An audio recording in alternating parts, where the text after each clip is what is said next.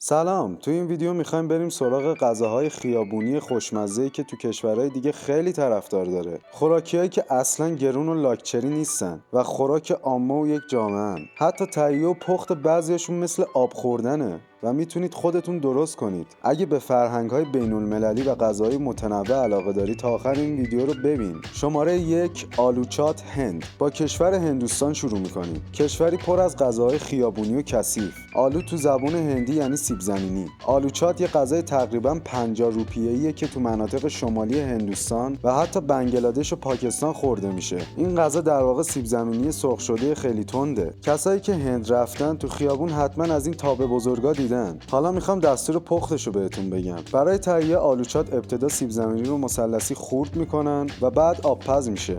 بعدش توی روغن سرخش میکنن و کنارش فلفل و سیر تفت میدن. ادویه‌های زیره و فلفل قرمز و ماسالا بهش اضافه میکنن و در آخر روش چاشنی سبز رنگی که چاشنی اصلی غذاست بهش اضافه میکنن. شماره 2 چپلی کباب پاکستان هم از اون کشوراییه که به خاطر غذای خیابونی و کثیفش معروفه. چپلی کباب در ظاهر شبیه کتلته و دقیقاً هم مثل کتلت سرو میشه. این غذا یک کباب سرخ کردنی با گوشت گوساله چرخ کرده، آرد گندم، ادویه‌جات و فلفل تنده.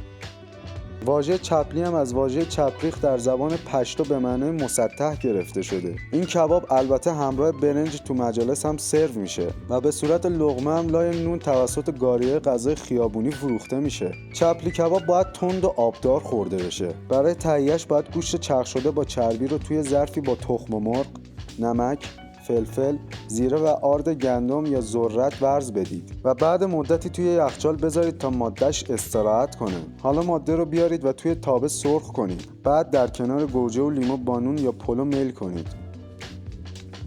شماره 3 کرپ فرانسه. حالا از آسیا میایم بیرون و میریم به قاره سبز. کرپ یه میان وعده شیرین و خوشمزه فرانسویه با قیمت حدود 4 یورو. این خوراکی یکی از غذاهای معروف فرانسویاست که اکثر گردشگرا تو سفرشون میخوان یه بار تجربهش کنن. کرپ از یه خمیر مثل نون، موز و سس شکلات درست میشه. باید برای تهیه خمیر اصلی کرپ شیر، تخم مرغ، آب، آرد، وانیل، نمک و کره آب شده رو داخل مخلوط کن بریزید. حالا با اضافه کردن کره آب شده ماده به دست اومده رو سرخ کنید. سرخ که شد موز رو داخل حلقه کنید و روش سس شکلات یا نوتلا بریزید و کیف کنید. شماره 4 کوقیورس آلمان و سوسیس آلمانی. حتی هات داگ هم اول برای آلمان بوده و به آمریکا راه پیدا کرده.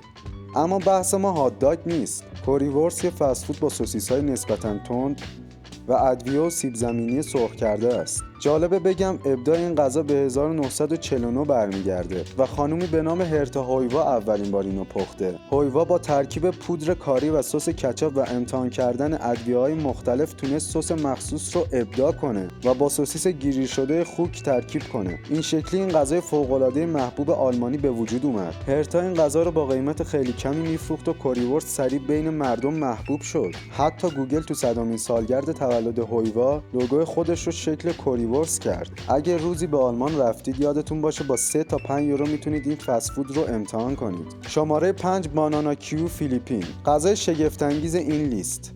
یه غذای ارزون و شیرین توی فیلیپین به نام بانانا کیو که از سرخ کردن موز به دست میاد و خیلی هم طرفدار داره. برای تهیه بانانا کیو از موز نیمه رسیده استفاده میشه و اونو به همراه شکر قهوه‌ای توی روغن میپزن. بانانا کیو به قدری محبوبه که توی هر خیابون فیلیپین یه نفر داره این میان وعده شیرین و خوشمزه رو میفروشه. اگه روزی به فیلیپین سفر کردید حتما بوی این خوراکی به مشام شما میرسه. قیمتش هم به دلار فقط حدود 40 سنته. عجب غذاهای خوشمزه‌ای. من که دلم خواست یه کوریورس بخورم. شما چطور؟ تا حالا به این کشورها رفتید؟ یا اگه نرفتید دوست دارید برید و کدوم غذا رو تجربه کنید؟ اگه تجربه‌ای از غذاهای خیابونی دارید ممنون میشم تو کامنت ها بگید. شاید با کامنت شما یه پارت 2 هم رفتیم. ممنون که تا اینجای ویدیو رو نگاه کردید. لایک، ساب و شیر یادتون نره.